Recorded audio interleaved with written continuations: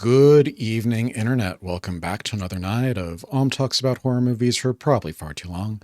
I'm That's all just in the background. Tonight we're going to be talking about Nicolas Winding Refn's Her Private Hell. This is his second horror movie, I think, after The Neon Demon.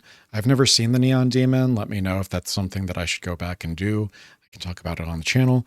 The two that I know him for were Drive and Only God Forgives, which are two movies where Ryan Gosling kind of just beats the shit out of ethnic people for 2 hours. So that was my impression of Refn. I know that he played Hartman in Death Stranding as well. So that's kind of what I had in mind when I went in to see this. Let me know if I should watch The Neon Demon, if that's going to change my mind about him. This movie is not a capital H horror movie. It doesn't fit into any horror trends broadly. It kind of takes a bunch from other trends. It's got a little bit of Kubrick's The Shining with the hallways and the statues and the lighting a little bit.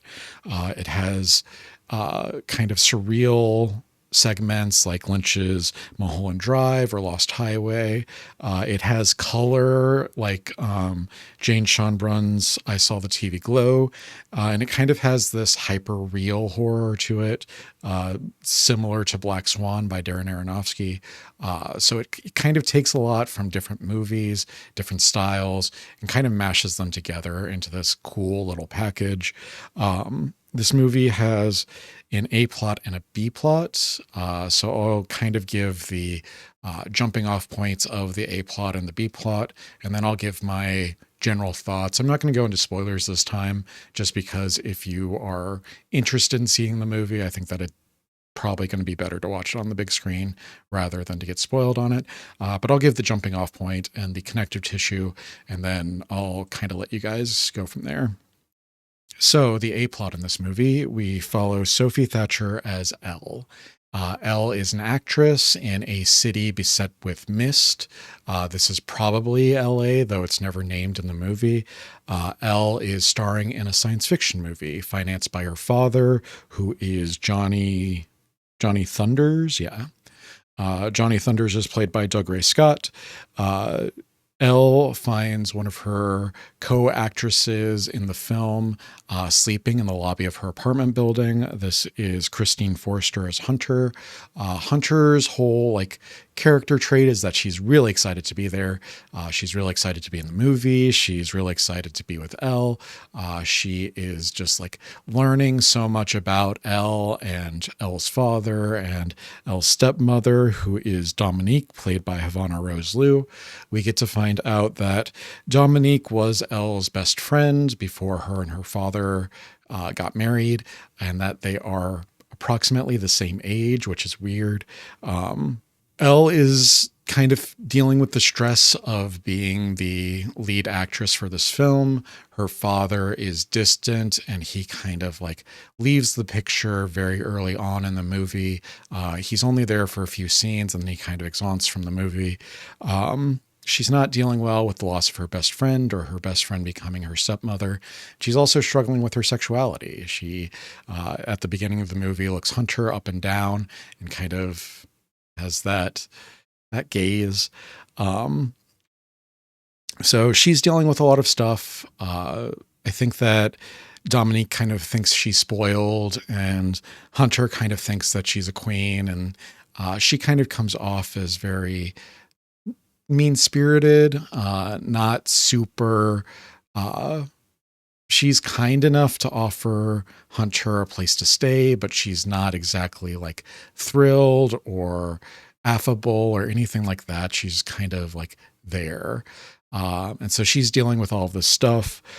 That's our A plot. And then our B plot is Charles Melton as Private K. He is a army private stationed in Japan. He is also in a city that is beset by mist. It also appears like he is sometime 30 years ago. The cars are classic cars. The buildings seem to be a little bit older. I'm not sure if he's traveling through time or if it's supposed to be kind of ambiguous what time period they're in. But it's looks older on his side. Private K, the Japanese people, when they speak, they just have the letter K. His name is actually Kay, which you can see on his name tag when he is in his uniform. His daughter was taken by this mysterious creature from the mist called the Leatherman. The Leatherman has a leather jacket. He has 2 gloves that have diamonds beset in the knuckles, and then he has some kind of like mask, and it looks kind of like a motorcycle mask. It may be like changed or altered so that it looks a little bit more monstrous, but some kind of mask and this leather jacket and these gloves with the diamonds beset in them. The Leatherman, the story goes that if you are a father who lets his daughter like go astray somehow, if you do not take care of your daughter, the Leatherman will come and get her. So it's an urban legend that he shows up and he finds lost daughters and then he murders them. Seems really unfair to the daughters that like her father's the one who fucked up. Why are you going after the daughter? But Private K has fucked up. His daughter was taken by the Leatherman and he wants revenge. His plot is that he is out roaming the streets of Japan looking for the Leatherman so that he can murder him and get his daughter back. And instead he finds the Yakuza. And so he goes on this Drive-esque, Only God Forgives-esque tirade through the Yakuza underworld, searching for his daughter who was taken by the Leatherman. Back in the A-plot, Johnny Thunders tells this story to the girls. He tells it to Ellie, Hunter, and Dominique as kind of like, if you go out into the mist, you may be taken by the Leatherman. And then Hunter goes on a research rabbit hole into the Leatherman, and she discovers or finds some reference to these 2 characters who precede the Leatherman called, they fit into this kitsune archetype. They don't have like a name, but they are morally ambiguous, neutral foxes with multiple tails who can shapeshift. So even though they're not called kitsune in the movie, they fit into the kitsune archetype. And these are played by Shioli Kutsuna and Aoi Yamada. So that's the connective tissue for the film.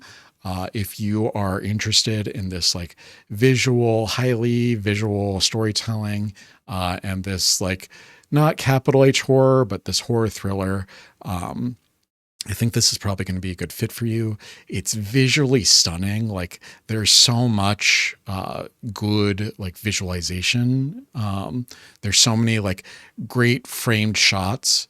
I don't think that it's as good as like Refn wants it to be. It feels like he wanted it to be a little bit deeper than his other movies, and it doesn't feel all that deep. Like Elle, I think that she's supposed to be this like deep character who's struggling with all of these things, but you never really feel that from her. You kind of feel this rage simmering underneath the surface, but that's kind of it. You don't feel like she's a morally complex character. Visually stunning, so many great shots, so many great lighting choices. Like it's so good. I will say that if you are someone who suffers from visual epilepsy, if you are visually sensitive to like flashing lights, probably gonna like recommend you skip this one or see it once it gets out of theaters and you can kind of control the environment more. There are a lot of flashing lights. There's a club scene like late in the film that feels very like Black Swanish, where there's 3 different lights and they're all flashing in different rates. And so it's pink, blue, red, pink, blue, red. And then the Leatherman shows up and he murders one of the girls, and this red just sprays against the window. And so it's like pink, blue, red, pink, blue, red. And then there's the blood, and it's cool shots, cool scenes. I just wish that it was a bit more like, I wish there was more depth to it. So yeah, I'm going to leave you guys there. Thank you for joining me for another night of talks about things for probably far too long. I love you. I'll see you in the next video. Good night.